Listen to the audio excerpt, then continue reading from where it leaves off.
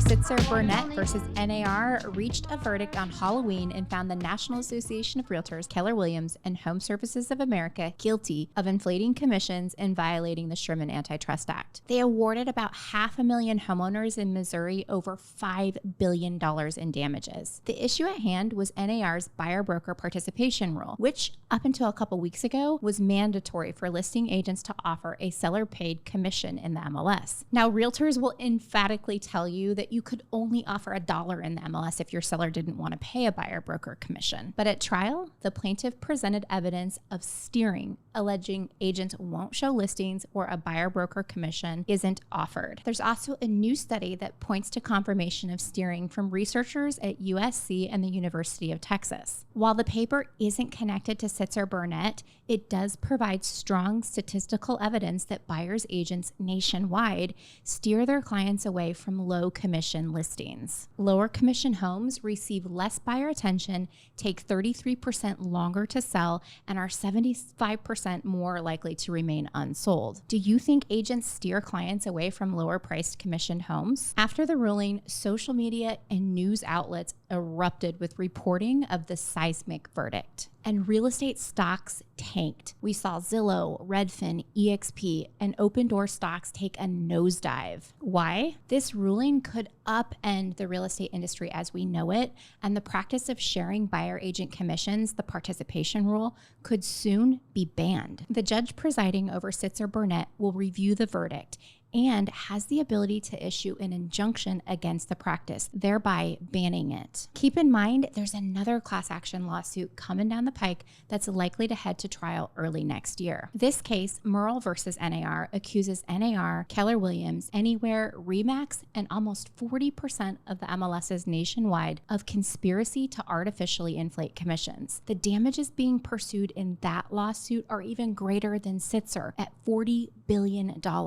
And this lawsuit includes an injunction against the buyer broker participation rule. So even if the judge in Sitzer Burnett doesn't issue a ban, if this next case prevails, there would be a ban against commission sharing. Such a ban would force buyers to pay their agent's commission. And what would happen if we shift this burden to the buyer? It would mean more buyers would likely go it alone and not use an agent. For Zillow and why their stock tanked, this is troublesome, considering nearly 2/3 of their revenue comes from their Premier Agent business. Premier Agent is built around buyer commissions. A reduction to buyer commission rates would create tremendous challenges for their revenue growth. And for Redfin, over half of their revenue comes from buy-side transactions. Their falling stock price reflects the risks that are coming. Immediately after the verdict for Sitzer Burnett versus NAR, the attorney for the plaintiff, Michael Ketchmark, filed another class action lawsuit, this time accusing NAR, EXP, Compass, Redfin, Weichert Realtors, Howard Hanna, Douglas Elliman, and United Real Estate of conspiracy and violating antitrust. This new lawsuit is Gibson versus NAR, and the proposed class for Gibson versus NAR is anyone who listed a property for sale on the MLS in the entire U.S. using a listing agent or broker affiliated with one of the defendants and paid a buyer broker commission from October 31st, 2019 to present. We're talking millions of sellers. The complaint alleges that the seller is effectively unable to negotiate the buyer broker compensation up until recently when NAR changed its guidelines and allowed agents to offer a $0 commission. The filing also claims that due to industry-wide collusion, agents steer their buyers to property with larger compensation offerings or higher overall price tags in order to receive a larger payout. The complaint said this hinders innovation and entry by new and lower cost real estate brokerage service providers. As the industry struggles with the weight of these lawsuits, it's hard not to imagine what the future could look like. Is NAR talking with the Federal Housing Finance Agency, HUD, and the regulators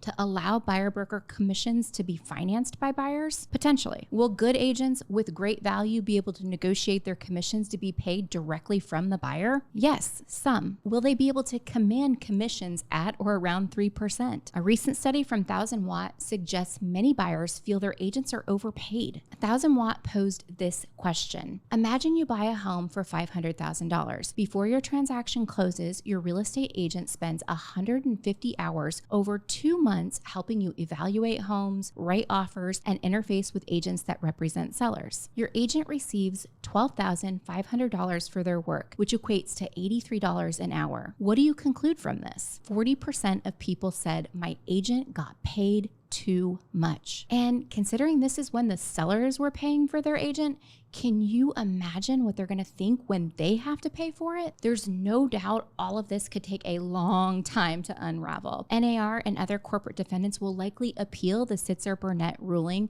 and this could cause months of litigation and delay. In the meantime, as realtors, the best thing we can do is put our heads down and get to work. There's a seller out there and a buyer out there that needs your help, and we should prepare for the future. I suggest shifting your lead generation activities to focus on sellers. I also suggest implementing a commission disclosure advising the seller that commissions are negotiable and ultimately they don't need to offer compensation to a buyer's agent. If you'd like a free copy of the form we're using at My Indie Brokerage to disclose this to the seller, I'm happy to provide it to you. Click the link in the description to get your free copy. Glenn Kalman, the CEO of Redfin, said, "One thing is certain, there's no going back to the way things were. What Redfin wants in this uncertain world is what we've always wanted, to give the real estate consumer a better deal." Hey, if you found this information valuable, make sure to like, comment, and subscribe. Only 30% of our viewers are subscribed. Also, make sure to hit that notification bell so you get notified of our new episodes.